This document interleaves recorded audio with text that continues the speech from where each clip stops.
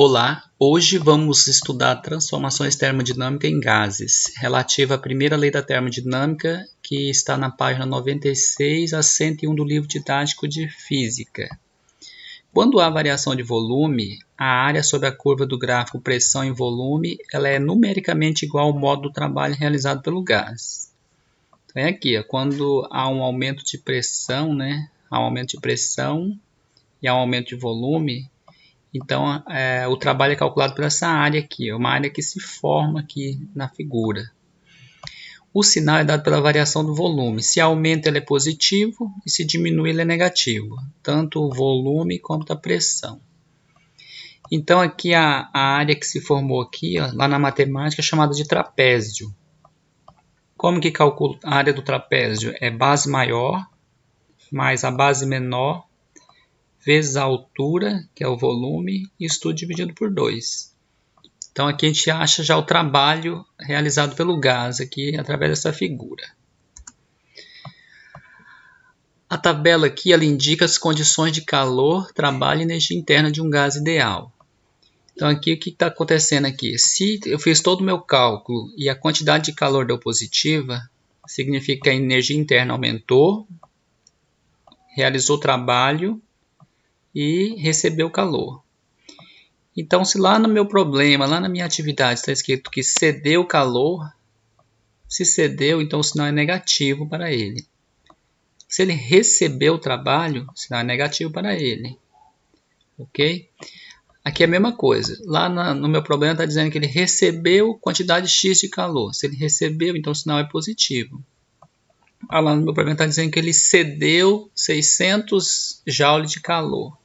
Se ele cedeu 600 joules de calor, então é negativo. Ele realizou 1000 joules de trabalho, então é positivo. Ele recebeu 1000 joules de trabalho, então é negativo, tá? Você tem que chegar lá e colocar lá no probleminha, colocar um sinal de negativo nele. Então as condições são essa aqui, ó.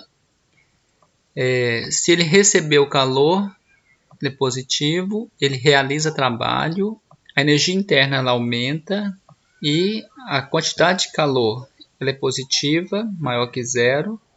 O trabalho também é positivo, maior que zero, e a energia interna também é positiva, maior que zero. E se ele cede calor, recebe trabalho, a energia interna diminui. E os sinais são todos negativos para a quantidade de calor, trabalho e energia interna. Agora, se tudo for igual a zero, então a energia interna não vai variar, não vai realizar trabalho, nem vai receber trabalho, e não vai haver troca de calor, ok? Aqui, a primeira lei da termodinâmica, ela diz que ela é o princípio da conservação da energia aplicada à termodinâmica, que se torna possível prever o comportamento de um sistema gasoso ao sofrer uma transformação termodinâmica. A gente trabalha então com o sistema isovolumétrico, ou seja, volume constante. Quando há volume constante, o trabalho é igual a zero. E a quantidade de calor ela é igual à energia interna. Então aqui, o volume final ele é igual ao volume inicial, tá? Então quer dizer que não houve deslocamento do êmbolo, não houve deslocamento, então não houve trabalho é igual a zero. Tanto para cima como para baixo, tá? Nas isobáricas, a pressão é constante, ó. Suponha que aqui a pressão fosse de 8. Então seria 8 constante, inicial e final, pressão constante. Então, no cálculo da pressão constante, o trabalho ele é calculado pela área da figura aqui também, que é um retângulo, né? Ou um quadrado. Ou pode usar essa fórmula aqui, ó, trabalho igual a pressão, que está aqui uma pressão X, e a variação de volume final menos o volume inicial, para expansão, tá? E para compressão, que está comprimindo, vindo lá para cá comprimindo, então aqui muda a ordem, tá? Aqui era inicial, aqui era final. A inicial vai estar aqui e a final vai estar aqui, para variação do volume.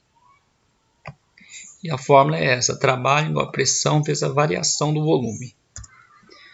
A isotérmica já diz que a temperatura é constante. Então, se a temperatura é constante, se a temperatura aqui for X, A temperatura aqui vai ser X e a temperatura vai ser X. Todos os mesmos valores, porque, como diz, isotérmica, a temperatura é constante.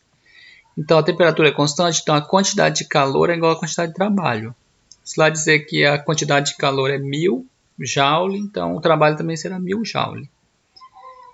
E a variação da energia interna é igual a zero para esses aqui. Então, a forma para calcular...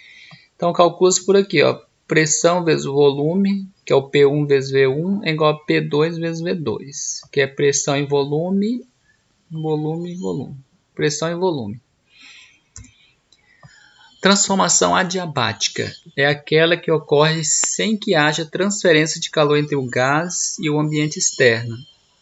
Um exemplo disso é o aerosol, né? Que o aerosol, ele mesmo estando aqui dentro, contém uma pressão, a temperatura aqui, ela não troca o calor com o meio externo, ali dentro está frio, em alta pressão, e mesmo assim não consegue fazer essa troca de calor, então ele fica confinado. Quem querer mais se aplicar é só acessar esse site que ele explica certinho. Mais para frente a gente vai ver isso aí. Então o gráfico é esse aqui, ó, o gráfico da expansão adiabática, tá? Que tem as temperaturas aqui, elas variam com o passar do tempo, só que ela não troca calor com o meio externo. Não faz essa troca de calor com o meio externo. Ela é tipo ele é aprisionado num ponto só, e lá dentro tem a pressão varia e o volume também vai variando lá dentro. Só que a temperatura não troca com o meio externo.